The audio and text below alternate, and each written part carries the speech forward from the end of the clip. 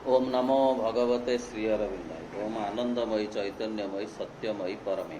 आमे दिव्य जननी श्री माँ विरचित चिरंतनी ग्रंथर अध्याय मान पढ़ुले और आलोचना करुले। आज जो अध्याय आलोचना करवा तार शीर्षक हेउची विश्व प्राणशक्ति एक। पढ़िबा।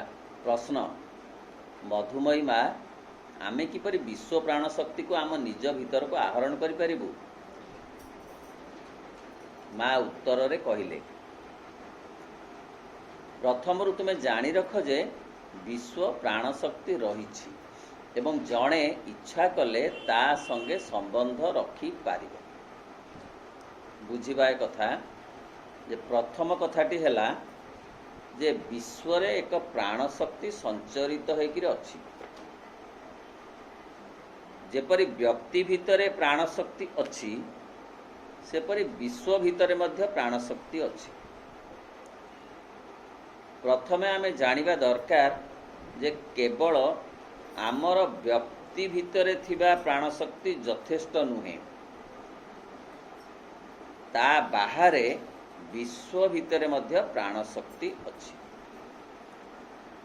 द्वितीयतः तुमको संसर्ग रखिबा चेष्टा करने पड़िबो एवं सर्वत्र प्रवाहित हेउथिबार अनुभव करने पड़िबो। द्वितीय कथाटी हैला जे आमे ता सहित किपरि रखिबा जोगसूत्र, ता सहित किमती संपर्क रखिबा विश्व प्राणशक्ति सहित।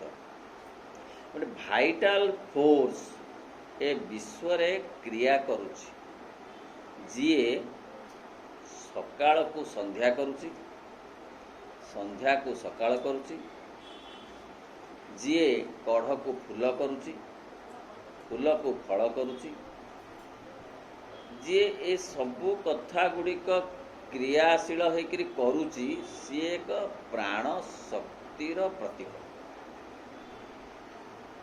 तेणु ता सहित आमे कनेक्शन रखिबा को चाहिबा दरकार। एई कथा बुझिबा दरकार जे से सर्वत्र प्रवाहित होई अछि आम अलक्ष्य। सूर्यंक किरण रे, चंद्र किरण रे, पवनर प्रवाह रे, जलर धारा रे, आलोकर विछुरण रे, उत्तापर संचरण रे, से सर्वत्र भरी भरी करी अछि। विश्व बाहर को जड़ परि लागुची विश्व प्रकृति, किंतु ताहा जड़ नुहे, ताहा प्राणवंत। एई कथा आमको अनुभव करिबाकू पड़िबो। अर्थ एठारे माँ कहिबाकू चाहिए जे विश्व शक्ति एक अनुभव्य कथा, अनुमानर कथा नुहे। जीए जेते ताकू अनुभव करिबा को चेष्टा करिवो से सेते तार प्रभाव को अनुभव करि पारिबो। तार जो सामर्थ्य, विश्व शक्तिर सामर्थ्य, ता भितरे सतेजता, ता भितरे उच्छ्वास, ता भितरे जो उद्वेलन, ए सबु कथा अछि। आमको लगुची सबु यांत्रिक परी, किंतु ताहा एते यांत्रिक नुहे, ताहा बरं बड़ स्वयं सिद्ध, शक्तिमय, सामर्थ्ययुक्त। तुमको अनुभव करने को हेबो जे ए विश्व प्राणशक्ति सबु भीतर दे प्रवाहित हेउछि, समस्तक भीतर दे प्रवाहित हेउछि एवं सबु परिस्थिति रे प्रवाहित हेउछि। सबुठी विश्व प्राणशक्ति भरी रही, ताकू केवल आमे आम चेतना माध्यम रे अनुभव करिबा दरकार। इंद्रिय मानक द्वारा मध्य ताहा अनुभव्य होई पारिबो। माँ पुणी उदाहरण दे कहिले, एई अभिज्ञता पाइबाकू हेले मने कर तुमे मफसल अंचल रे बुलुच ओ गछ लता तोटा बण देखुच, जानी रख जे एई विश्व प्राणशक्ति समग्र प्रकृति रे खेली बुलुछ, गछ पहाड़ नदी सबुठी। अर्थात आमे जदि अनुभव करने को चाहिए ताहले अनुभव करिपारिबा जे गोटे ग्रामांचल को गले बा जोठी गहली नथिबो से जगह को गले जो गछपत्र मानक भितरे रहिले किछि समय से मानकर गोटे भाइब्रेशन आसीबो से मानक पाखरु जो अम्लजान आसुथिबो तार मध्य गोटे प्रभाव आम उपरे पड़िबो से मानकर जो प्रशांति तार मध्य प्रभाव आम उपरे पड़िबो। एटा साधारण कथा, एटा अनुभवर कथा। आमे खूब विव्रत हेई जदि कौनसी मते कौनसी गोटे सेमिति गोटे स्थान को जाओ जो बहु गछपत्र लता फूल अच्छी से जगार अनुभव करू एक प्रशांति, एक जीवनी शक्ति, एक प्राणमयतार उच्छ्वास। तापरे तुमे ता सहित संपर्क स्थापन कर। संपर्क स्थापन करिवार सामर्थ्यटा आमे बढ़ेवा दरकार। अर्थ जो जो निर्मलता जहाँ को आमे कहूचु जे खूब बेसी निर्जनतार मध्य गोटे प्रभाव अच्छी, से प्रभाव मनुष्य को खूब बेसी प्रभावित करि पारे। गछपत्र प्रभाव अच्छी, चंद्र किरण प्रभाव अच्छी, सूर्यालोकर प्रभाव अच्छी, पवन प्रवाहर प्रभाव अच्छी, गोटे नदी को देखिले गोटे समुद्र को देखिले मध्य तार प्रभाव अच्छी। अर्थात इंद्रिय मानकु प्रभावित कला भली शक्ति देला परी, प्रसन्नता देला परी सामर्थ्य अच्छी विश्व प्राण शक्ति भितरे। आउ एपरिकी जेतेबेले तुमे यह करने को चाहूछ सेतेबेले भी तुमे सही कथा को मने पकाओ, चेष्टा कर से सानिध्य रे वास करने को। सते आमे जदि विश्व प्रकृति सहित विश्व प्राण शक्ति सहित निजकू टिके सामिल करिबा ताहले अधिक आम भितरे आसीब प्रसन्न भाव, आसीब आम भितरे उल्लास भाव, आम भितरे आसीब आउरी बेसी आनंदमग्नता। कहीं से शक्तिर गोटे प्रभाव अच्छी विश्व प्राण शक्तिर। पंचभूतर गोटे प्रभाव अच्छी पंच इंद्रिय उपरे। पंचभूत कहिले आमे कहूचु जल, से गोटे पंचभूत। खूब बेसी आमे क्लांत होइथिबु मुह धोई पकेले भल लगुच, गाधोई पड़ले भल लगुच। कोठु आसिला से शक्ति ना, से शक्तिटी ता भितरे थिला। जल भितरे विश्व प्राण शक्ति अच्छी जहा आमको एते प्रशांत करुची, प्रसन्न करुची, उल्लास दौची। खाली सेतिके नुहे, आमे चंद्र किरण रे किछि समय निजको जदि छाड़ी दो ताहले जो शीतलता, जो स्निग्धता, जो मादकतार अनुभव हबो ताहा एते अनन्य जे जहा भाषा रे कही हबो नाही। खाली सेतिके नुहे, क्लांत थिला बेले जदि किछि पवन को चली जाऊ, टिके घर भितर बांधी रहिछु, पवन को टिके चली गलु खोला जगह को, पवन टिके बाजिला, देहरे आसिला सिहरण, देहरे आसिला गोटे प्रशांत भाव, देहरे आसिला शीतलता। से गोटे कौठु आसिला, ये सब बाहरे अच्छी प्राण शक्ति जहाँ को ग्रहण करुची आम इंद्रिय। किए केते ग्रहण करि पारिबो ताहा ता निज उपरे निर्भर करे। जदि विश्व प्राण शक्ति गोटे महासमुद्र हुए ताले सेथिरु केते जल जणे संग्रह करिवो ताहा ता निजर पात्र उपरे निर्भर करे। किए बाल्टी जल संग्रह करिवो, किए ड्रम टे जल संग्रह करिवो। तेणु ता निजर सामर्थ्य उपरे निर्भर करे बा ग्रहणशीलता उपरे निर्भर करे विश्व प्राण शक्तिर प्रभाव पड़िबा। केतेक लोक बुझी पारंती जे केतेक गति, केतेक भावभंगी एवं केतेक क्रिया द्वारा से माने निबिड़ भाव संबंध रखी पारिबे। मु एपरि केतेक लोक को जाने, से माने चालिला बेले विभिन्न भावभंगी करिथांती, एहा द्वारा से माने प्राण शक्ति सह संबंध रखिचंती बोली धारणा करिथांती। चालिला बेले सेमानकर केतेक भावभंगी द्वारा एहा बुझा पड़े।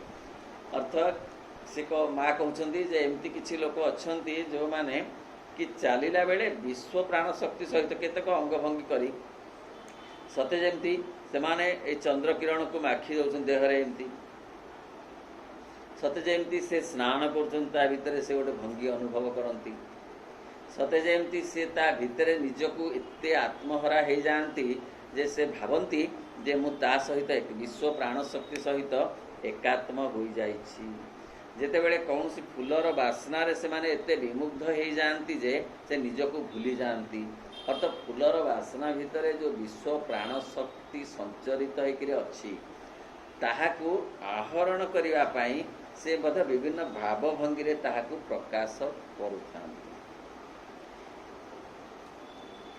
पढ़िवा विश्व प्राण शक्ति 2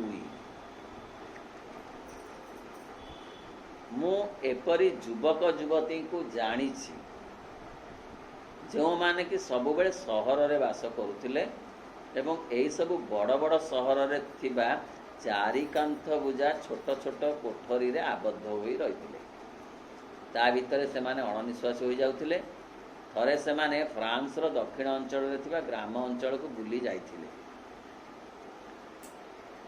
से सब जगार सूर्य को किरण बड़ प्रखर जेतेबेले प्रथमे से माने सेही अंचल रे बुलिले किछि दिन धरी सेमानकर मुंड व्यथा हैला एठी माँ कहबाकू चाहूछंती जे एपरि हुए जेतेबेले विश्व प्राण शक्ति को हठात अनुभव भीतर को आनिले टिकिए हलचल हो जावाकू हुए कहीं समस्तंकर से सामर्थ्य न थाए संपूर्ण ग्रहणशीलतार मात्र क्रमे क्रमे अभ्यस्त हो गले ताहा आउ एते जंत्रणादायक हुए ना एपरिक आम उदाहरण स्वरूप जानीपर जो माने सबु बेले खरारे एक्सपोज हो काम करुचंती सेमानंकु जेते खरा काटे नाही जी एसी रे बराबर रहुची आउ थरे अधे बाहर को जाउची खरा को टिके ताकू बेसी खरा फोड़ी पकेला बढ़िया लागिबो एवं तार सनस्ट्रोक आग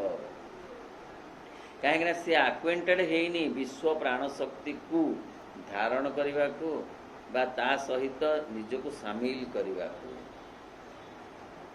सूर्यंकर प्रचंडतार से बड़ अस्वस्थि अनुभव कले मुंड बिंधा हम सनस्ट्रोक हम देह थर विभिन्न प्रकार समस्या हम सूर्य किरण को सह्य कर न पारी सूर्य किरण आउ किछि नुहे से विश्व प्राण शक्तिर एक प्रतीक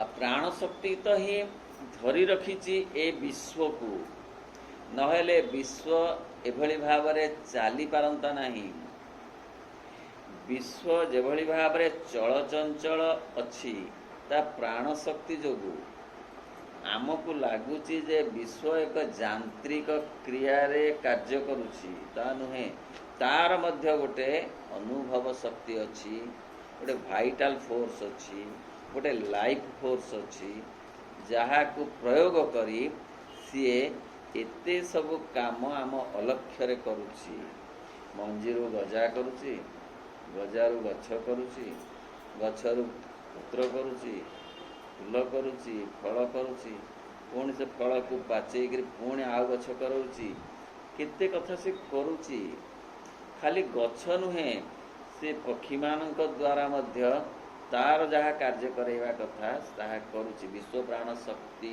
द्वारा पक्षी माने मध्य प्रभावित होचंती पशु माने मध्य प्रभावित होचंती समग्र ए जे पवन आलुओ पानी माटी समस्ते विश्व प्राण शक्ति रे भरा केवल आमको केते परिमाण रे ताहा ग्रहण करिवार अछि सेही कथा आलोचनार विषय दिने हठात से मानकर मने हैला अच्छा आमे जदि सूर्य संगे बंधु होई पारंतु ताहले आमको एते कष्ट हुअंता नहीं अर्थात आमे जदि अभ्यस्त हो जातु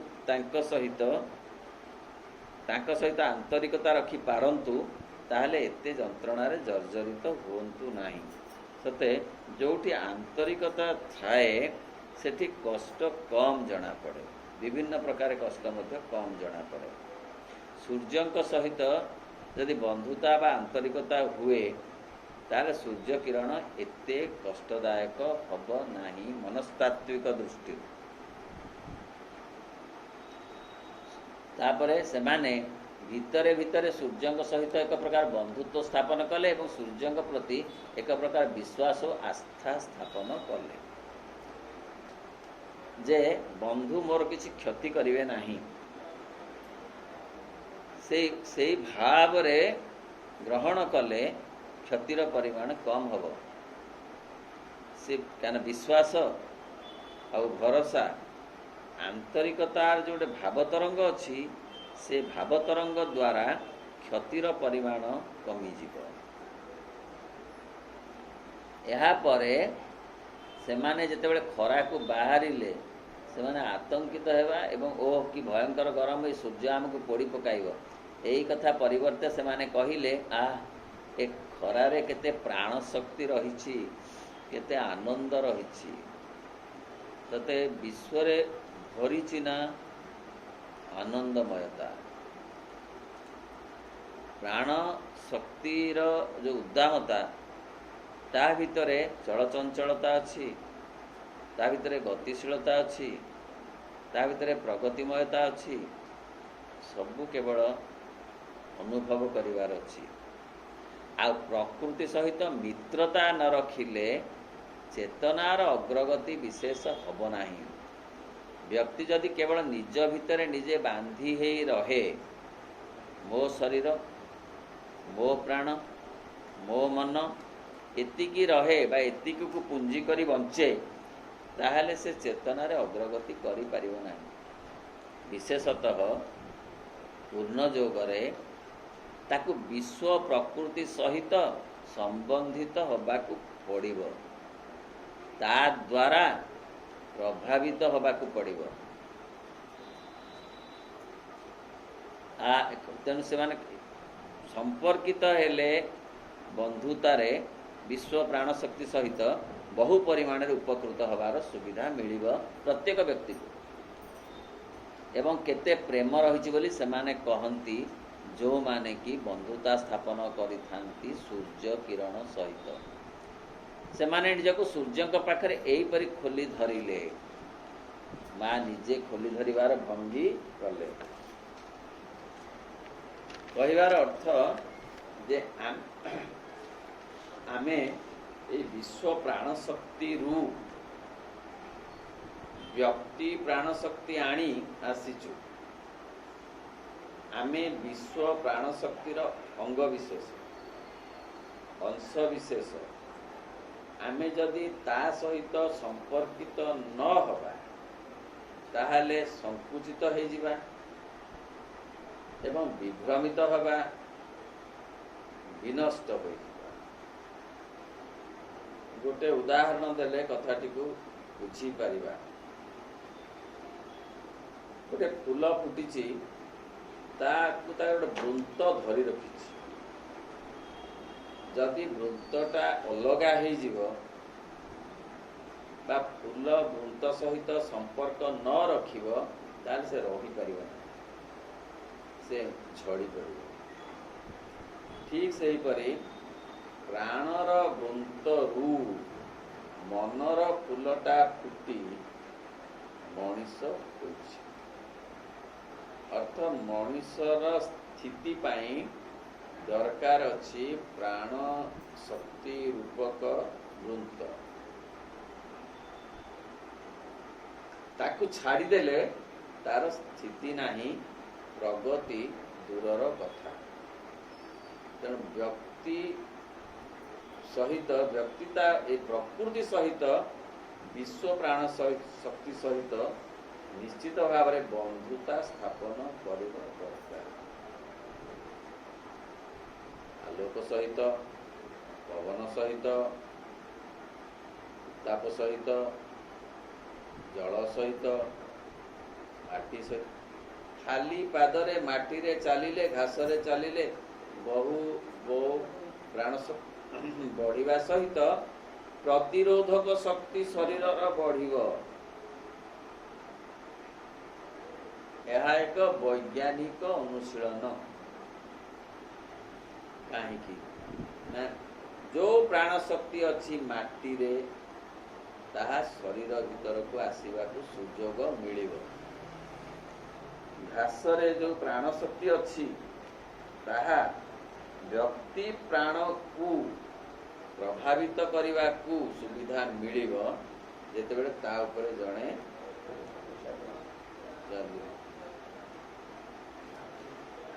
प्रति कथारू खरारू विटामिन D3 आमको मिलू। औषध खाई खाई जिते हो नहीं खरारू आमको ताहाठू अधिक मिलवार संभावना अच्छी। खरा माने खरा बेल खरा नुह व्यवस्था अच्छी अलग सकाल खरारू ताहा मिल। चंद्र किरण जो शीतलता मिल से शीतलतार अनेक रोग भल हो व्यवस्था अच्छी। वृक्षलतार जो औषधीय गुण अच्छी ताहा द्वारा सुस्थता बहुत बढ़ जन व्यक्ति कारण ता भितर जो प्राण शक्ति अच्छी सी प्राण शक्ति द्वारा व्यक्तिर प्राण शक्ति प्रभावित होई ता भितर सुस्थता बढ़ेब। तेणु विश्व प्राण शक्ति एते सामान्य नुहे ता सहित बंधु बांधिबा व्यक्तिर आवश्यक। पढ़िबा विश्व प्राण शक्ति 3। प्रश्न आमे किपरि विश्व प्राण शक्ति को ग्रहण करने दिगरे आमर क्षमता बढ़ाई पारिबा। माँ उत्तर देले अग्रगति करने द्वारा। जड़े प्रथमे जानिबा उचित निजको किपरि खोली धरिबा को हबो। आमे निजको निजे एते संकुचित करिचु मो मो मो मो हे निज भितर निजे एते बंधा पड़िचु जे आमे आम बाहर को जाई पारुनो। आउ कहार दुख सुख तो अलग कथा आम चारिपटे थिबा प्रकृतिर महत्व को आमे उपलब्धि करि पारु। पवन आसुची मलय पवन छुई जाउची हमको किंतु आमे ताको अनुभव करि पारुनु बा ता द्वारा आमे उपकृत होई पारुनु। कोइली गाउची से गान भीतर गोटे प्राण शक्ति अच्छी आमे ताको बुझी तो पारुनु ग्रहण भी करि पारुनु। फुटा फुलरे भ्रमरर गुंजन अच्छी ताहा भी एक विश्व प्राण शक्तिर प्रतीक। आमे ताकू देखिले भी अनुभव करि पारुनु। जलर स्पर्शरे आमे उपकृत होउचु किंतु कृतज्ञता जनाई पारुनु विश्व प्राण शक्ति। अतएव आमे निज ठारू निजे मुक्ति पाई पारुनु बोली विश्व प्राण शक्ति द्वारा जेते उपकृत होता है पार।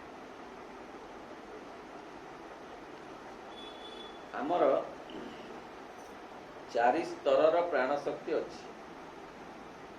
गोटे हूँ लोअर भाइटाल जहाँ प्राण प्राणी मानक पाखरे प्रायतः अच्छी से पाखापाखि कथा बा एपरी मनीष अच्छी जो माने लोअर भाइटाल रे बेसी बंची अर्थ तांकर जेतिकी ग्रहण कले भाइटाल डिजायर्स आसिला बा तांकर जो जो जो कथा लोअर भाइटाल खाइबा जेतिकी जेतिकी तांका इंद्रिय ग्रहण कला पशुर जेमती ग्रहण करुची सेमिति ग्रहण करिबा लोक अनेक अछती। इंद्रिय द्वारा जेतिकी खूब कम ग्रहण से माने कले विश्व प्राण शक्ति ता आउ टिके स्तर गोटे अच्छी जोटा सेंट्रल भाइटाल से माने आउ टिके ऊपर को जिबे अधिक टिके प्रशस्त से माने स्ट्रांग डिजायर्स और एम्बिशंस अछि। पशुर किसी एम्बिशंस नाही पशु केवल बंचिबा पई बंची। एपरे अनेक लोक अच्छी जो माने केवल बंचिबा पई बंची तांकर किसी एम्बिशन नाही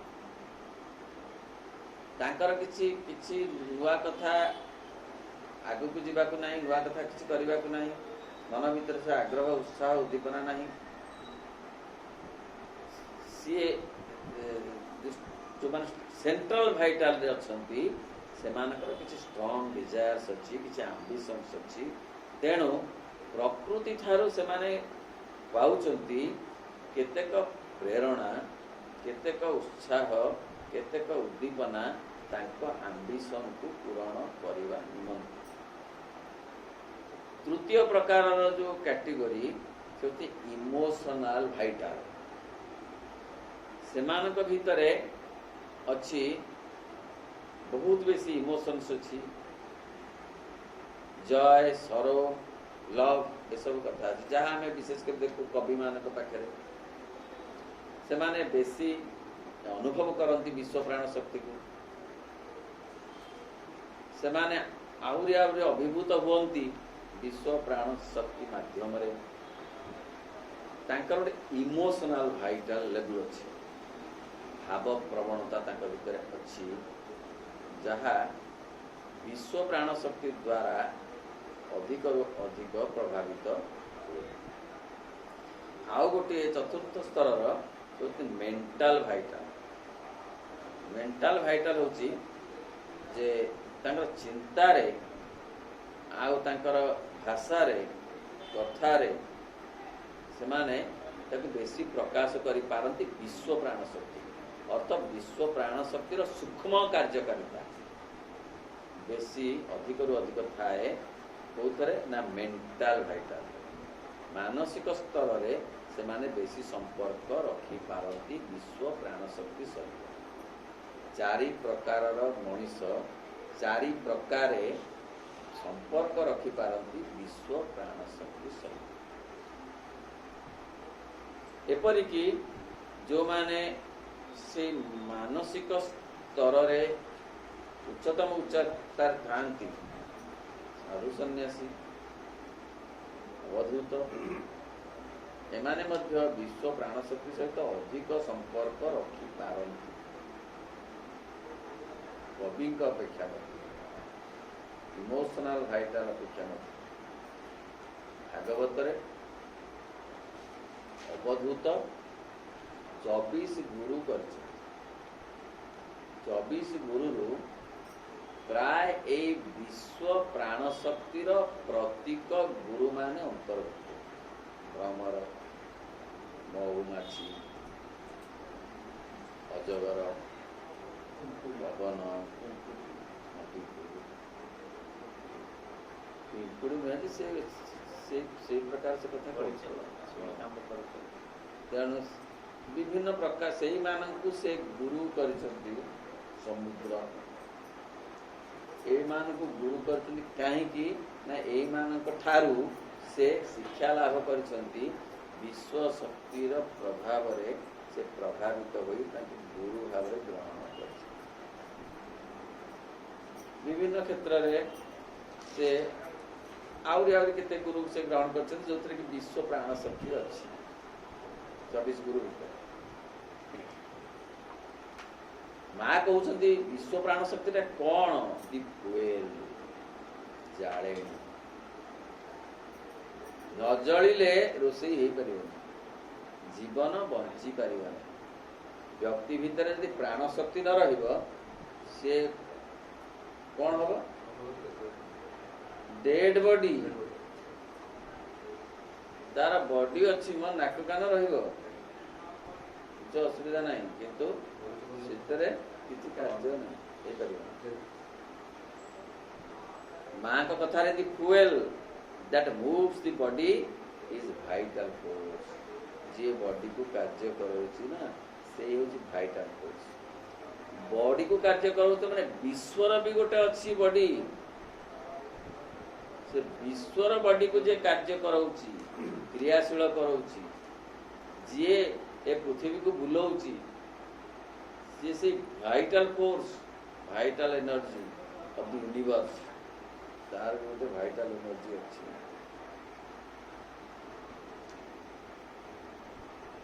पढ़िबा प्रथमे जने जानिबा उचित निजको किपरि खोली धरिबा को हबो तापरे खूब शांत रही आहरण करथिबा सेही शक्ति को निज भीतर मिंजेई देबा को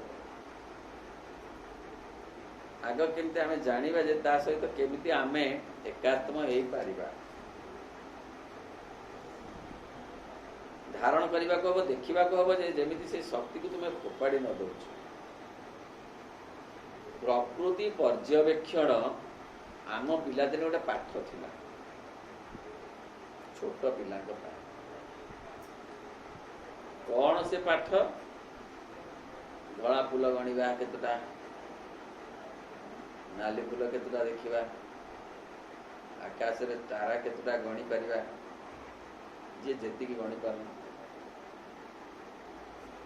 ये सब प्रकृति को टिके निरीक्षण करवा ये मध्य गोटे आवश्यकता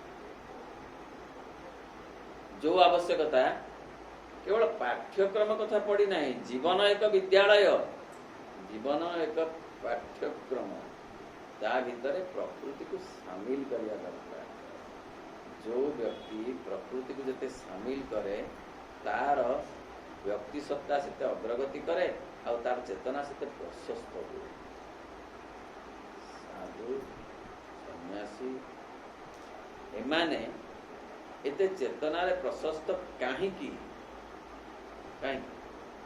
कौन ताकर लांगड़ बाहर सी विश्व प्राण शक्ति सहित विश्व चेतना सहित संपर्कित तांको निजर अहंकार टिके मुक्त तेणु से माने अधिक क्षमा दे पारंती अधिक शुभेच्छा दे पारंती अन्यर खुशी रे से खुशी हो पारंती अन्यर दुख रे से दुख अनुभव जहा साधारण लोक पाखे कारण साधारण लोक बड़ संकुचित चेतना रे अछि निज भितरे निजे एते बंधा पड़ी जे से निज को निज ठारू फिटेई पारुना निज ठारू निज को फिटेइबा पाई मनुष्य आसी गाँव गाँव कि गोटे खाई जीव गोटे साऊ साऊ कि गोटे क्षमता हासिल करदब तापर खसिकी जीव यही से आसीनी आसीची निज को निज ठारू मुक्त करिबा पाई that cannot be done by others एक से मुक्त करि परिबो नहीं एपरि कि स्त्री मध्य स्वामी को स्वामी ठारू स्वामी को मुक्त करि परिबो ना स्वामी मध्य स्त्री को स्त्री ठारू मुक्त करि परिबो नहीं बंधु बांधव दूर कथा सांग साथी छाड़ ताले किए निज को निज ठारू मुक्त करिवो ना निजे उपाय विश्व शक्ति सहित संपर्कित होई देखिबा को पड़िबो जे एडे विराट कथा सब अछि मु केडे क्षुद्र सूर्य कौनसी स्वार्थ रे आसुनाहांती निस्वार्थपर सेवा तो कहवानी निस्वार्थपर भाव में क्रियाशील आम पृथ्वी ताहले से केड़े महान मु केड़े क्षुद्र केड़े न्यूछणा ए समुद्र केड़े विराट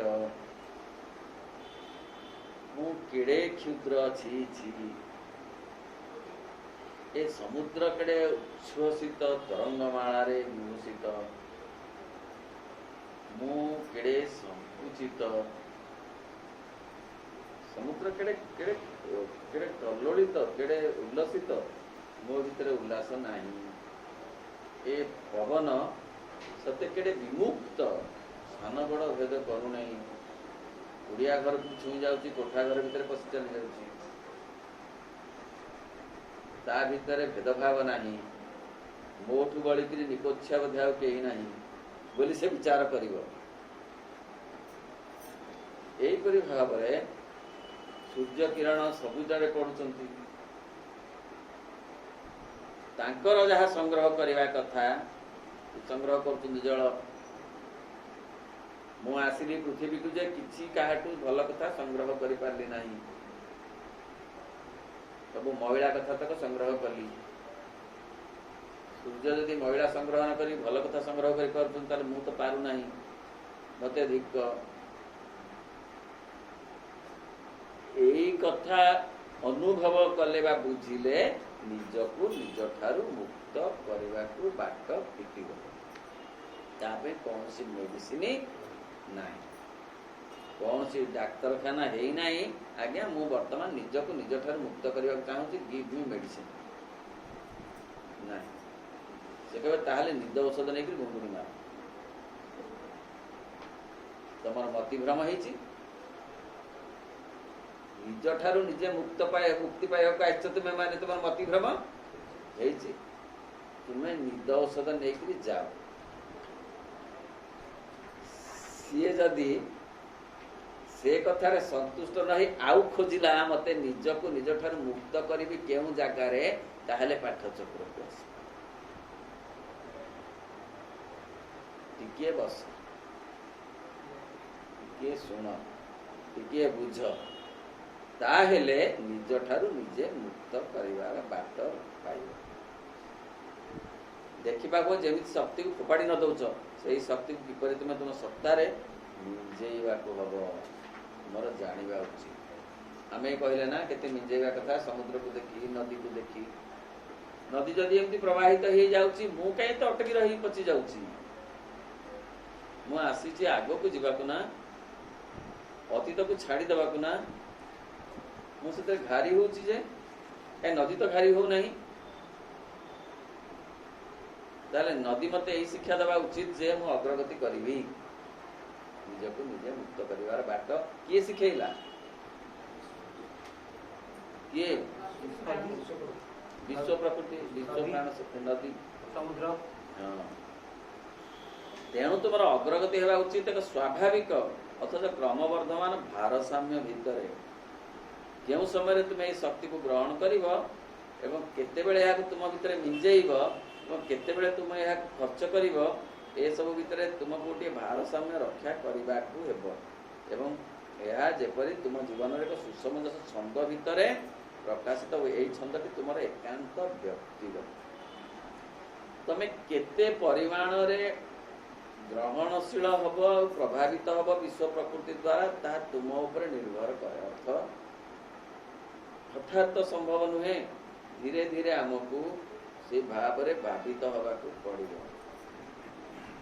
हठात तो हम नहीं टिके अभिभूत हेले टिके विस्मित हेले टिके ता द्वारा प्रभावित हेले आउ निजको सजाड़े आउ टिके प्रभावित हेले आउ टिके सजाड़े माटी माटी आमको केते सते शिक्षा दउछि ना आमे जदि केबे थरे भाबिबा से कथा ताहले निश्चित भाव में आम भितर भावांतर आसीबो केते अली अर्दड़ी सहूची केते गोईठा माड़ खाऊची माटी केते सी जंत्रणार जर्जरित होउची आम मानक द्वारा तथापि तार प्रतिवाद नहीं से क्षमाशीला स्नेह स्निग्धा तथापि से फसल उपजे दउची तथापि से आमको धारण करी रही तथापि से आमको जेमिति संतान भाव में पालन करने कथा करुँची दुविधा नहीं तार आम ताठू किसी शिखिलु कि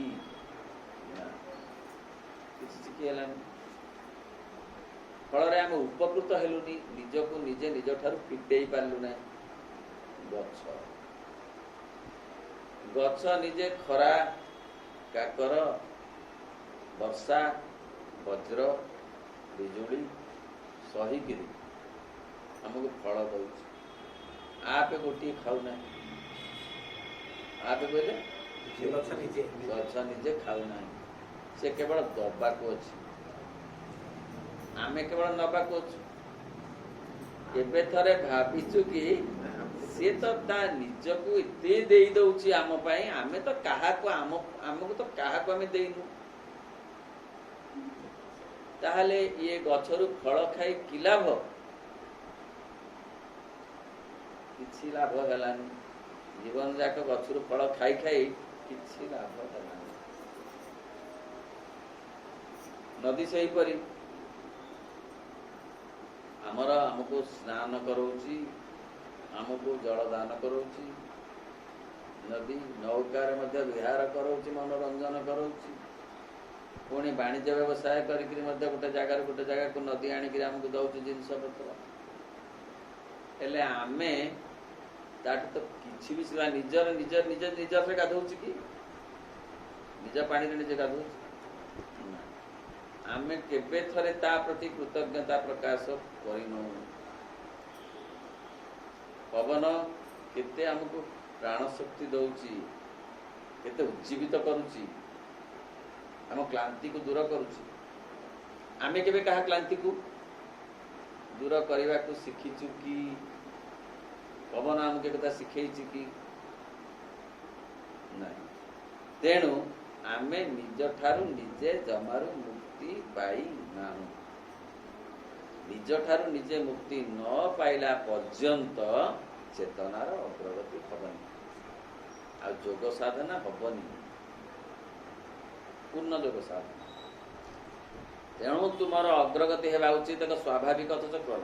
ତେଣୁ ଆମେ ଗୋଟେ ନିଜକୁ ନିଜେ ଛନ୍ଦମୟ କରିବା ଦରକାର।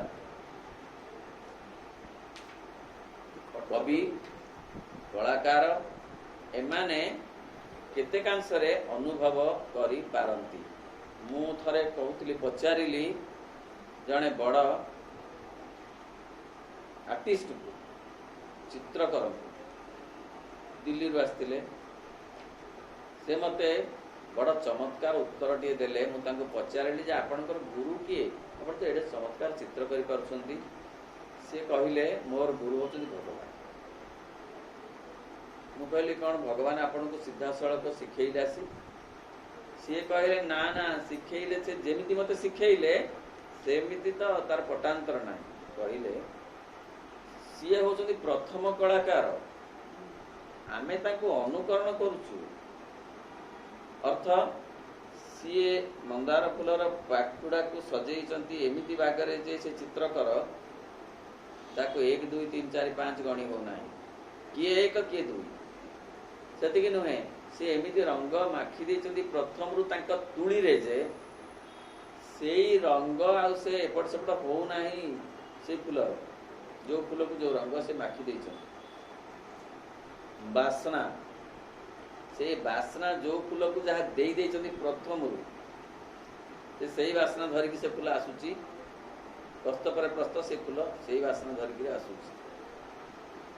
ପତ୍ର ସଜ୍ଜା, ପ୍ରତ୍ୟେକ ଗଛର ପତ୍ର ସଜ୍ଜା ଅଲଗା, ପ୍ରତ୍ୟେକ ଗଛର, ପ୍ରତ୍ୟେକ ଲତାର, କୌଣସି ଲତା ସହିତ କୌଣସି ଲତାର ପତ୍ର ସଜ୍ଜା ସମାନ ହେବ। କିଏ କୌଣସି ବଟାନିଷ୍ଟ ଥିବେ କି ତାକୁ କହିବାକୁ ଯେ ସାର୍ ଏ ବାଗେ ଏଇଟାକୁ ସଜାନ୍ତୁ, ଅପରାଜିତା ପତ୍ରକୁ ଏ ବାଗେ ସଜାନ୍ତୁ, ସେ ବାଗେ ସଜାନ୍ତୁ ମଲ୍ଲି ପତ୍ରକୁ, ସେ ବାଗେ ସଜାନ୍ତୁ ହେନା ପତ୍ରକୁ, ସେ ବାଗେ ସଜାନ୍ତୁ କାମିନୀ ଗଛର ପତ୍ରକୁ? କିଏ ଥିଲେ କି? କିଏ ସେ ସଜେଇ ଦେଇଛନ୍ତି ଏଡ଼େ ଚମତ୍କାର ଭାବରେ। ସେ ଆର୍ଟିଷ୍ଟ କହିଲେ ଆମେ ସବୁ ତାଙ୍କୁ ଦେଖି X Y Z ରୁ, X ରୁ ଟିକେ, Y ରୁ ଟିକେ, Z ରୁ ଟିକେ ମିଶେଇ ଆମେ ଗୋଟେ ଚିତ୍ର କରି ପ୍ରାଇଜ୍ ପାଉଛୁ। କିନ୍ତୁ ପ୍ରକୃତରେ ପ୍ରାଇଜ୍ ପାଇବା କଥା ସିଏ ମାନେ ଭଗବାନ। ତାଙ୍କୁ ପ୍ରାଇଜ୍ ତ ଲୋଡ଼ା ନାହିଁ, କୃତଜ୍ଞତା ମଧ୍ୟ ଆମେ ଦେଉନାହୁଁ। ଫଳରେ ଆମେ ପ୍ରାଇଜ୍ ପାଉଛୁ ସତ, କିନ୍ତୁ ଆମେ ନିଜଠାରୁ ନିଜେ ମୁକ୍ତି ପାଇପାରୁନାହୁଁ। ସତତା ନୁହେଁ କି? ଖାଲି ଚିତ୍ରକରଙ୍କ କଥା ନୁହେଁ, ସଙ୍ଗୀତଜ୍ଞ ବି ତାହା, ସଙ୍ଗୀତ ସବୁ ତାହା। ପ୍ରଥମ ସଙ୍ଗୀତଜ୍ଞ ସିଏ ଶିବ ହୁଅନ୍ତୁ, ଆମେ ସିନା ଶିବଙ୍କୁ କହୁଛୁ ସେ ଭଗବାନ। ପ୍ରଥମ ସଙ୍ଗୀତର ଯେଉଁ ସ୍ୱର ଲହରୀ ଗୁଡ଼ାକ ସବୁ ସିଏ ସୃଷ୍ଟି କରିଛନ୍ତି, ସିଏ ହେଇଛନ୍ତି। ସାରେ ଗାମା ପାଧାନି, 7ଟା ଯାକ ସ୍ୱର ଜଙ୍ଗଲରୁ ଆସିଛି। 7ଟା ଯାକ ସ୍ୱର ଜଙ୍ଗଲରୁ ଆସିଛି। ଜଙ୍ଗଲରୁ ପକ୍ଷୀ ଆଉ ପଶୁମାନଙ୍କ ଠାରୁ ଏ ସ୍ୱର ସବୁ ଆସିଛି, ଯାହାକୁ ମଣିଷ, ଯେଉଁମାନେ ସଙ୍ଗୀତ ପ୍ରବଣ, ସେମାନେ ତାକୁ ଶୁଣି, ତାକୁ ଅନୁଭବ କରି, ତାଙ୍କ ଧାରାରେ ତାକୁ ପକେଇ ସଙ୍ଗୀତ ଶାସ୍ତ୍ର ସୃଷ୍ଟି କରିଛନ୍ତି। ଏ କଥାର ବଡ଼ ସୁନ୍ଦର ଚମତ୍କାର ବର୍ଣ୍ଣନା ଅଛି ବୈଦେଶ ବିଳାସରେ। ଉପେନ୍ଦ୍ର ଭଞ୍ଜ ଲେଖିଛନ୍ତି, ଭାରି ସୁନ୍ଦର ବର୍ଣ୍ଣନା କରିଛନ୍ତି। ରାବଣ ସୀତାଙ୍କୁ ଅପହରଣ କରି ନେଇଯାଇଛି। ରାମ ଲକ୍ଷ୍ମଣ ଆସି ଖୋଜୁଛନ୍ତି, ପଚାରିଛନ୍ତି ବୃକ୍ଷଲତାଙ୍କୁ, କଦମ୍ବ, ଆମ୍ର, ପଣସ ଏମାନଙ୍କୁ ସବୁ ପଚାରିଛନ୍ତି। ସେମାନେ କିଛି ଉତ୍ତର ଦେଇନାହାନ୍ତି। ତାପରେ ପଶୁପକ୍ଷୀକି ପଚାରିଛନ୍ତି। ପଶୁପକ୍ଷୀମାନେ ବିଶେଷ ତାଙ୍କୁ କିଛି ଦେଇନାହାନ୍ତି ସମ୍ବାଦ। ତାପରେ ଯେଉଁ ଜଟାୟୁ ପକ୍ଷୀ ପଡ଼ିଥିବାର ଦେଖି ସେମାନେ ତାଠାରୁ ସମ୍ବାଦ ପାଇଛନ୍ତି। ଜଟାୟୁ ପକ୍ଷୀ ସେତିକି ବେଳେ କହିଛି ଯେ ଏଇ ଆଡ଼କୁ ସେ ଅସୁର ତାକୁ ନେଇଗଲା, ମୁଁ ପ୍ରତିହତ କଲାରୁ ମୋ ପକ୍ଷୀ ଏମିତି କାଟି ଦେଇଛି, ମୁଁ ପଡ଼ିଛି ମୃତ୍ୟୁ ଅପେକ୍ଷାରେ। ଆଉ ସିଏ ରାମ ନାମ ଗାଉଥିଲେ ସେ ସୀତା, ଆଉ ତାହା ବୀଣା ଜିଣା କଣ୍ଠ ସ୍ୱରରୁ ଉଦ୍ଭୂତ ହେଉଥିଲା। ଶ୍ରୀରାମ ପଚାରିଲେ, ତୁମେ ତ ରହିଛ ଜଙ୍ଗଲରେ, ତୁମେ କେମିତି ବୀଣାର ବାଦନ ଶୁଣିଲ? ବୀଣା ତ ବାଜେ ରାଜଉଆସରେ କି ଜନପଦରେ, ଜଙ୍ଗଲରେ ତ କେହି ବୀଣା ବଜାନ୍ତିନି, ତମେ କେମିତି ଶୁଣିଲ? ଭାରି ସୁନ୍ଦର ଭାବରେ ତାହା ବର୍ଣ୍ଣନା କରାଯାଇଛି। ଉପେନ୍ଦ୍ର ଭଞ୍ଜ ବର୍ଣ୍ଣନା କରିଛନ୍ତି ବୈଦେହୀଶ ବିଳାସରେ। କହିଲେ ଜଟାୟୁକୁ କହୁଛ, ହେ ଶ୍ରୀରାମ, ଏ କଥା ନୁହେଁ, 7ଟା ଏକ ସ୍ୱର ବୀଣାରେ ଅଛି, ସପ୍ତସ୍ୱରୀରେ ବୀଣା ବାଜେ। 7ଟା ଏକ ସ୍ୱର ଏଇ ଜଙ୍ଗଲରୁ ଯାଇଛି। ବେଙ୍ଗ, ମୟୂର, ହାତୀ, ଗଧ, ଘୋଡ଼ା, ଏ ଯେଉଁ କୋଇଲି, ଏ ସବୁ ଯାକ ସ୍ୱର ଜଙ୍ଗଲରୁ ଯାଇଛି। ତେଣୁ ମୁଁ ବେଶୀ ଶୁଣିଛି ବୀଣା ସ୍ୱର ତମ ଅପେକ୍ଷା। ଏଇ ଯେଉଁ ଚମତ୍କାର କଥା କହିବାର ଅର୍ଥ ଯେ ବିଶ୍ୱରେ ସବୁ କଥା ଆଗରୁ ଭଗବାନ କରିଛନ୍ତି, ସ୍ୱର ଭାବରେ, ଛନ୍ଦ ଭାବରେ, ରଙ୍ଗ ଭାବରେ, ରସ ଭାବରେ, ସ୍ୱାଦ ଭାବରେ, ସବୁ ସେ କରିଛନ୍ତି। ଆମେ କେତେ ତାହାକୁ ଗ୍ରହଣ କରି ଅହଂମୁକ୍ତ ହୋଇ ନିଜକୁ ନିଜେ ନିଜଠାରୁ ମୁକ୍ତ କରିବା, ଏହା ହିଁ ଯୋଗ। ଯୋଗ ନଟ୍ ଦ୍ୟାଟ୍ ଇଏ ଯେଉଁ କ'ଣ ଆମିଷ ନିରାମିଷ ହେଇଗଲେ ଯୋଗ ହେଇଯିବ, ତା ସହିତ କି କନେକ୍ସନ? ନିଜକୁ ନିଜେ ଫିଟେଇବା ପାଇଁ କ'ଣ କନେକ୍ସନ? କ'ଣ ବିଶେଷ କିଛି କନେକ୍ସନ ଥିଲା ପରି ଲାଗୁନାହିଁ।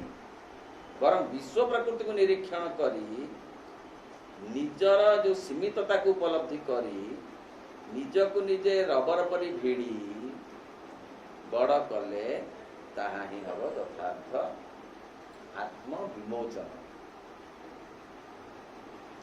ମନେ ରଖ, ଯେପରି ତୁମେ ତୁମ କ୍ଷମତାରୁ ବାହାରକୁ ନ ଯାଅ, କ୍ଷମତାର ତଳେ ରହିଯାଅ। ବହୁତ ବେଶୀ ତୁମେ ହଠାତ୍ ଏମିତି ବିଚଳିତ ହେଲେ ହେବନି, ମତିଭ୍ରମ ହେଇଯିବ। ସେମିତି ଯେତିକି ଦରକାର ଧୀରେ ଧୀରେ ଧୀରେ ଧୀରେ ତୁମେ ନିଜକୁ ନିଜେ ମୁକ୍ତ କର, ବିଶ୍ୱ ପ୍ରଭାବିତ ହୁଅ। ଯାହାକୁ ତୁମ ଏକ ବାକ୍ସ ଭିତରେ ଆବଦ୍ଧ କରି ରଖିପାରିବ। ବିଶ୍ୱ ପ୍ରାଣ ଶକ୍ତି ଏମିତି ନୁହେଁ, ସେ ବିଚ୍ଛୁରିତ ହେଇଛି, ତୁମେ ଯେତିକି ପାରିବ ସେତିକି ତା ଦ୍ୱାରା ପ୍ରଭାବିତ ହୁଅ। ଏହି ଶକ୍ତିର ବିନିମୟ ଆଦାନ ପ୍ରଦାନ ହେବା ଉଚିତ। ଏହାରି ମାଧ୍ୟମରେ ତୁମେ ଜାଣିପାରିବ କିପରି ଗ୍ରହଣ କରିବାକୁ ହୁଏ ଏବଂ ତାହା ସଙ୍ଗେ ସଙ୍ଗେ କିପରି ଖର୍ଚ୍ଚ କରିବାକୁ ହୁଏ। ଖାଲି ଗ୍ରହଣ କଲେ ହେବନି, ତୁମେ ବି ସେମିତି ନିଜକୁ ପ୍ରଶସ୍ତ ହେବାକୁ ହେବ। ଏଇ ଗଛ ଯଦି ଫଳ ଦେଉଛି ଅନ୍ୟକୁ, ନିଜ ପାଇଁ କିଛି ବି ରଖୁନାହିଁ, ତାହେଲେ ମୁଁ ଯଦି ଅନ୍ୟକୁ କିଛି ବି ଟିକେ ଦେଇପାରନ୍ତି, ଦୁଇ ପଦ କଥା ହଉ, ଶୁଭେଚ୍ଛା ହଉ, ସମୟ ଟିକେ ହଉ, ପଇସା ନହେଲେ ନାହିଁ, ଯଦି ମୁଁ ଦେଇପାରନ୍ତି ତାହେଲେ ନିଜଠାରୁ ନିଜେ ଟିକେ ମୁକ୍ତ ହେଲି ବୋଲିକିରି ହୁଅନ୍ତା ବ୍ୟବସ୍ଥା। ତେଣୁ ଗ୍ରହଣ କଲେ ହେବନି, ତ ଖର୍ଚ୍ଚ ବି କଲେ ହେବ। ବୁଝି ହେଉଛି? ଯୋଉ ପ୍ରସନ୍ନତା, ସମୁଦ୍ର କେଡ଼େ ପ୍ରସନ୍ନ, ପୂର୍ଣ୍ଣିମାର ଜହ୍ନ କେଡ଼େ ପ୍ରସନ୍ନ, ମୁଁ ସବୁବେଳେ କାହିଁକି ଧଇଁଆ। ତେଣୁ ଏଇ ଜହ୍ନକୁ ଦେଖି ଯଦି ମୁଁ ଟିକେ ପ୍ରସନ୍ନତା ପାଆନ୍ତି, ଟିକେ ଟିକେ ପ୍ରସନ୍ନ ହୁଅନ୍ତି, ତାହେଲେ ବହୁତ ଉପକାର ହୁଅନ୍ତା। ତେଣୁ ଏହି ଶକ୍ତିର ଆଦାନ ପ୍ରଦାନ ହେବା ଦରକାର। ଏହାରି ମାଧ୍ୟମରେ ତୁମେ ଜାଣିପାରିବ କିପରି ଗ୍ରହଣ କରିବାକୁ ହୁଏ, ତା ସଙ୍ଗେ ଖର୍ଚ୍ଚ କରିବାକୁ ହୁଏ। କିନ୍ତୁ ଗ୍ରହଣ କରିବାର କ୍ଷମତା ବଢ଼ାଇବାକୁ ହେଲେ ଜିନିଷ ଗୁଡ଼ିକୁ ଅଧିକରୁ ଅଧିକ କାର୍ଯ୍ୟରେ ବିନିଯୋଗ କରିବାକୁ ହେବ, ଖର୍ଚ୍ଚ କରିବାକୁ ହେବ। ଖର୍ଚ୍ଚ କଲେ ହିଁ ବଢ଼ିବ। ବିଶ୍ୱ ପ୍ରାଣଶକ୍ତି 4। ବିଶ୍ୱ ପ୍ରାଣଶକ୍ତିକୁ ଗ୍ରହଣ କରିବାରେ ବିଭିନ୍ନ ଲୋକର ବିଭିନ୍ନ ଗ୍ରହଣଶୀଳତା ରହିଛି। କୌଣସି 2 ଜଣ ଲୋକଙ୍କର ଗ୍ରହଣଶୀଳତା ଗୁଣରେ ଓ ପରିମାଣରେ ସମାନ ନୁହେଁ। ବିଶେଷତଃ ଗୁଣଗତ ପାର୍ଥକ୍ୟ ବେଶୀ ଦେଖାଯାଏ। କିଏ ତମଗୁଣୀ, କିଏ ରଜଗୁଣୀ, କିଏ ସତ୍ୱଗୁଣୀ। ସମସ୍ତେ ସମାନ ଭାବରେ ଗ୍ରହଣ କରିପାରିବେ ନାହିଁ। ଜଣେ କେହି ଖୁବ୍ ଗଭୀର ଓ ଶୁଦ୍ଧ ପ୍ରାଣଶକ୍ତି ମାନଙ୍କର ସଂସ୍ପର୍ଶରେ ଆସିପାରେ, ସେଗୁଡ଼ିକୁ ଗୁଣାନ୍ତରିତ ପ୍ରାଣଶକ୍ତି ବୋଲି କୁହାଯାଇପାରେ। ତା ମାନେ ସେଇ ବିଶ୍ୱ ପ୍ରାଣଶକ୍ତି ଗୁଡ଼ିକ ଭଗବାନଙ୍କ ସଂସ୍ପର୍ଶରେ ଆସିଛି। ବିଶ୍ୱ ପ୍ରାଣଶକ୍ତି ହେଉଛି ଭଗବାନଙ୍କର ଶକ୍ତି। ତେଣୁ ସେ ତାକୁ ଅନୁଭବ କରିବା ତ ଭଗବାନଙ୍କୁ ଅନୁଭବ କରିବା। ଯଦି ଆମେ ବିଶ୍ୱ ପ୍ରାଣଶକ୍ତିକୁ ଅନୁଭବ କରିବା, ତେବେ ଭଗବତ ଚେତନାକୁ ମଧ୍ୟ ଅନୁଭବ କରିବା। ତେଣୁ ତୁମେ ଯଦି ଏହି ପ୍ରକାର ପ୍ରାଣଶକ୍ତି ଗ୍ରହଣ କର, ଏହା ହିଁ ଅଗ୍ରଗତି କରିବା ତୁମକୁ ବହୁତ ଶକ୍ତି ଓ ସାମର୍ଥ୍ୟ ଦିଏ। ଆମେ ବୁଝାଉଥିଲେ ଆମ ଚେତନାର ଅଗ୍ରଗତି ହେବ ଆମେ ଯଦି ବିଶ୍ୱ ପ୍ରାଣଶକ୍ତି ଦ୍ୱାରା ପ୍ରଭାବିତ ହେଉ। ଏହି ଦୃଷ୍ଟିରୁ ବିଭିନ୍ନ ପ୍ରକାର ପ୍ରାଣଶକ୍ତିର ଗୁଣାତ୍ମକ ଉତ୍କର୍ଷ ଉପରେ ଗୁରୁତ୍ୱ ଦିଆଯାଇ। ବିଭିନ୍ନ ପ୍ରକାର ପ୍ରାଣଶକ୍ତି କଥା ଅଛି। ଆଲୋକ ଅଛି, ଉତ୍ତାପ ଅଛି, ପବନ ଅଛି, ମାଟି ଅଛି, କେତେ ପ୍ରାଣଶକ୍ତି ସବୁ ତା ଭିତରେ ରହିଛି। କିନ୍ତୁ ଏହି ପ୍ରକାର ପ୍ରାଣଶକ୍ତିକୁ ଯିଏ ଗ୍ରହଣ କରିବ ସେ ମଧ୍ୟ ନିଜେ ଉତ୍କୃଷ୍ଟ ପ୍ରକୃତିର ହୋଇଥିବା ଉଚିତ। ସେମିତି ନହେଲେ ସେ ଗ୍ରହଣ କରିପାରିବନି। ତା ଭିତରେ ଥିବା ସ୍ୱଚ୍ଛତା, ତା ଭିତରେ ଥିବା ବିଶାଳତା ପ୍ରାଣଶକ୍ତି ଭିତରେ ସେ ଗ୍ରହଣ କରିପାରିବନି। ଆଉ ମଧ୍ୟ এই ଉତ୍କର୍ଷ ନିର୍ଭର କରେ ଜଣେ କିଭଳି କାର୍ଯ୍ୟ କରୁଛି ତା ଉପରେ। ଖାଲି ଗ୍ରହଣ କଲେ କ'ଣ ହେବ? ତାକୁ ଗୋଟେ କାର୍ଯ୍ୟରେ ପରିଣତ କରିବା ଦରକାର। କିନ୍ତୁ ଜଣେ ଯଦି ଏ ପ୍ରାଣଶକ୍ତିକୁ ସମ୍ପୂର୍ଣ୍ଣ ଭାବେ ତା ନିଜର ଏକ ସ୍ୱାର୍ଥପର ନିମ୍ନସ୍ତରୀୟ କାମନା ବାସନାର ଚରିତାର୍ଥରେ ଲଗାଏ, ତେବେ ଏହା ନିଶ୍ଚିତ କଥା ଯେ ତା ପକ୍ଷରେ ସୂକ୍ଷ୍ମ ଗୁଣାତ୍ମକ ନୂତନ ଶକ୍ତି ଗ୍ରହଣ କରିବା ଏକାନ୍ତ ଅସମ୍ଭବ ହୋଇ ପଡ଼ିବ। ସିଏ ଯଦି ତାକୁ ନେଗେଟିଭ କାର୍ଯ୍ୟରେ ଲଗେଇବ, ଯାହା ଦେଖିଲା ତାର ପଜିଟିଭ ଦିଗଟାକୁ ଗ୍ରହଣ ନ କରି ସେ ତାର ନେଗେଟିଭ ଦିଗକୁ ଯଦି ଗ୍ରହଣ କରିବ, ତାହେଲେ ଆହୁରି ଆହୁରି ବେଶୀ ସଂକୁଚିତ ହୋଇଯିବ। ଅର୍ଥ, ଧର ଗୋଟେ ଉଦାହରଣ, କୋଇଲି ଗାଉଛି, ଆମେ ସେ ଗାନ ଭିତରେ ଯଦି ଭଗବାନଙ୍କର ସ୍ୱର ଧ୍ୱନିକୁ ଟିକେ ଅନୁମାନ କରିବା କି ଅନୁଭବ କରିବା, ଆମ ଚେତନା ବଢ଼ିବ। ଯେ କେଡ଼େ ସୁନ୍ଦର ସ୍ୱର ସଜ୍ଜା ସତେ କିଏ କରିଛି? ମୁଁ ତ କରିନି, ମୋ ଭାଇ ବନ୍ଧୁ ତ କେହି କରିନାହାନ୍ତି, କୌଣସି ମଣିଷ ଜାତି ତ କରିନାହାନ୍ତି। ତାହେଲେ ଯିଏ କରିଛି ସେ କେଡ଼େ ମହାନ। ଯିଏ ନିଜ ଭିତରେ ନିଜେ ଏତେ ବନ୍ଧା ପଡ଼ିଛି ଅହଙ୍କାର ଯେ ସେ କହିବ ଏଇଟା କାହିଁକି କେଁ ହେଉଛି, ଆଣିବୁଟି ତା ବେକୁଟା ମୋଡ଼ି ଦିଏ। ହଁ, ଏଇଟା ଆମ ସାହିତ୍ୟ ପାଠରେ ଗୋଟେ ଦିଗ ଅଛି। ଆଣିବୁଟି ତା ବେକୁଟା ମୋଡ଼ି ଦିଏ, କେଁ କେଁ କେଁ କେଁ ରଖେଇ ଦଉନି।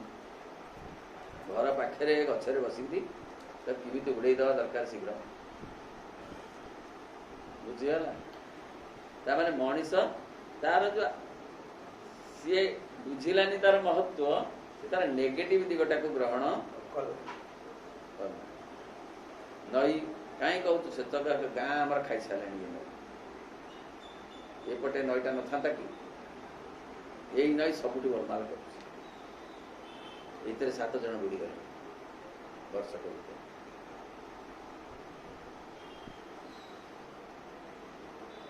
ହେଲା?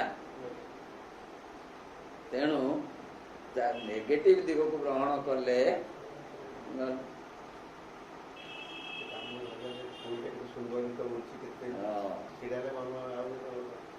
ଆମ ଭିତରେ ସେଇ ସ୍ରଷ୍ଟା ପ୍ରତି କୃତଜ୍ଞତା ଆସିବ। ନହେଲେ ଆମେ ତାର ନେଗେଟିଭ ଦିଗ ଦେଖିଲେ ସେ ଗୋଟେ ଗହଳି କରୁଛି, ଡିଷ୍ଟର୍ବ କରୁଛି। ଆମେ ଯଦି ଏ ଦିଗ ଦେଖିଲେ ତାହେଲେ ନିଜେ ଆହୁରି ବେଶୀ ବାନ୍ଧି ରହିଲେ ସିନା ପିଟିବେ କ'ଣ?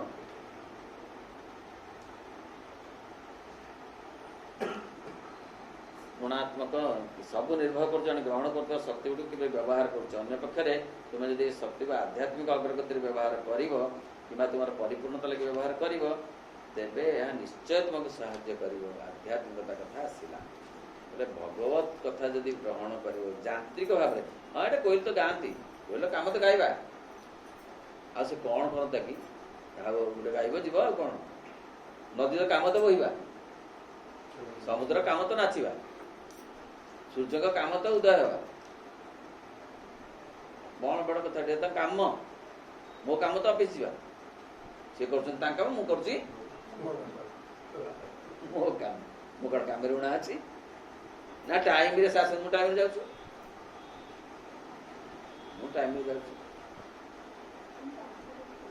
ତେଣୁ ତାଙ୍କ ସାଙ୍ଗରେ ମୋର ସମାନ ହେଇଛି, କିଛି ଅସୁବିଧା ନାହିଁ। ସିଏ ଯିଏ ମୁଁ ସିଏ ଏଇଆ, ସେ ସିଏଲ ନେଉନାହାନ୍ତି, ମୁଁ ଟିକେ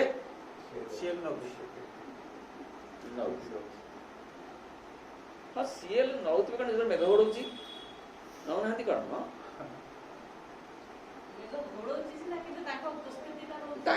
ଆମେ ତ ଜାଣୁନୁ ନା, ଆମ ପାଖକୁ ସେ ଆସୁନାହାନ୍ତି ସେଦିନ, ଆମ ପାଇଁ ସିଏଲ ନେଇଛନ୍ତି, ତାହେଲେ ସେ ମୁଁ ସମାନ ଆଉ କ'ଣ? ଠିକ ନା? ତାହା ଏ କଥା ନିଶ୍ଚିତ ଯେ ଏପରି ଅବସ୍ଥା ତୁମେ ସେ ଉଚ୍ଚତର ପ୍ରାଣଶକ୍ତି ଗ୍ରହଣ କରିବା ଅଧିକରୁ ଅଧିକ ସକ୍ଷମ ହେବ। ତାହେଲେ ଯଦି ତୁମେ ତାକୁ ବ୍ୟବହାର କରିବ ପରିପୂର୍ଣ୍ଣ, ତାହେଲେ ଅଗ୍ରଗତିରେ ଆଧ୍ୟାତ୍ମିକତା ଦୃଷ୍ଟିରୁ ବିଚାର କରିବ, ତାହେଲେ ବହୁତ ଉପକୃତ ହେବ। ଆଉ ସତ୍ୟରେ ମଣିଷ ନିଜେ ନିଜଠାରୁ ଯେତେ ମୁକ୍ତି କରିବ ମୁକ୍ତ, ଆର ଜନ୍ମକୁ ସେ ସେତେ ପ୍ରଶସ୍ତ ଚିତ୍ତରେ ଆସିବ। ଏତେ ଦୁଃଖ ଯନ୍ତ୍ରଣା କାହିଁକି? ସବୁ ଆମ ସମଗ୍ର ଦୁନିଆ କଥା ପଡ଼ିଛି। ଆମ ସଂକୀର୍ଣ୍ଣତା, ପ୍ରଶସ୍ତ ଚେତନାରେ ଏତେ ଦୁଃଖ ଯନ୍ତ୍ରଣା ପଶି ପାରିବ ନାହିଁ। ସାଧୁ ସନ୍ନ୍ୟାସୀଙ୍କ ଭିତରେ ଏତେ ଯନ୍ତ୍ରଣା ନାହିଁ, ଶାରୀରିକ ନାହିଁ, ପ୍ରାଣିକ ମାନସିକ ନାହିଁ। କାହିଁକି? ଏତେ ଯତ୍ନରେ ଥାଇକିରି ଆମର ହଉନି ସୁବିଧା, ଆମର ଯନ୍ତ୍ରଣା ଜଳ ବଢୁଛି। ତାଙ୍କର କିଛି ସୁବିଧା ନଥାଇ ମଧ୍ୟ ସେ ଆନନ୍ଦରେ ସୁସ୍ଥ ହେଇକିରି ଅଛନ୍ତି। ପ୍ରଶସ୍ତ ଚେତନା। ଭାରତ ବର୍ଷରେ ଏତେ ପୁରାଣ ଶାସ୍ତ୍ର ଅଛି, ଋଷି ମୁନିମାନଙ୍କର ଏତେ ଆଶ୍ରମର କଥା ଅଛି, ଚମତ୍କାର ବର୍ଣ୍ଣନା ଅଛି, କିନ୍ତୁ କୌଣସି ପୁରାଣରେ, କୌଣସି ଶାସ୍ତ୍ରରେ, କୌଣସି ଋଷି ମୁନିଙ୍କୁ ବାଘ ଖାଇଯିବା କଥା ନାହିଁ। ଅଥଚ ସାଧାରଣ ମଣିଷକୁ କେତେ ଖାଇଯାଉଛି। ହାତୀ କେତେ ମଣିଷଙ୍କୁ ଦଳି ଦଉଛି। ବଣରେ ହାତୀ ନଥିଲେ, ମୁନି ଥିଲା ବେଳେ ଋଷି, କୌଣସି ଋଷିକୁ କାହିଁ ଦଳି ଦେବାର କୌଣସି କୁହାଯାଇ ନାହିଁ। କ'ଣ ଏଡ଼େ ବଡ଼ ପାଚିରି ସେ କରିଥିଲେ? ଜମାର ପାଚିରି ନଥିଲା, କୁଡ଼ିଆଟିଏ କରି ରହୁଥିଲେ, ଚାରିପଟେ ଜଙ୍ଗଲ। ସାପ ତ ଗୋଟିଏ ମାରିଦେବାର, କାହାକୁ ସାପ କାମୁଡ଼ି ଦେବାର କାହିଁକି? କେତେ ଚମତ୍କାର କଥା ସତେ।